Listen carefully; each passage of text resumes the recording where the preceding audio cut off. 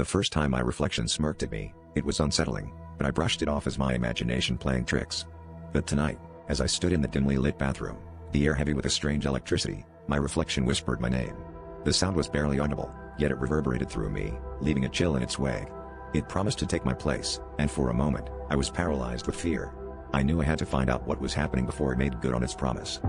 I spent the next day in a haze, replaying the incident over and over in my mind. My friends laughed it off, attributing it to stress and lack of sleep. But I knew there was something more sinister at play. I returned home that evening, dreading the inevitable confrontation. As I approached the bathroom, I could feel the tension mounting, my heart pounding in anticipation. I took a deep breath and stepped in front of the mirror, determined to face whatever lurked on the other side. The reflection was waiting for me, its eyes glinting with a mischievous malice. It moved independently, its lips curling into a knowing grin as it began to speak. It told me of the world beyond the glass, a sinister parallel where shadows ruled and souls were trapped. It had spent years watching me, waiting for the perfect moment to switch places. The reflection's words wrapped around my mind like a vice, squeezing out any hope of escape. I felt myself drawn to the glass, an invisible force pulling me closer to my fate.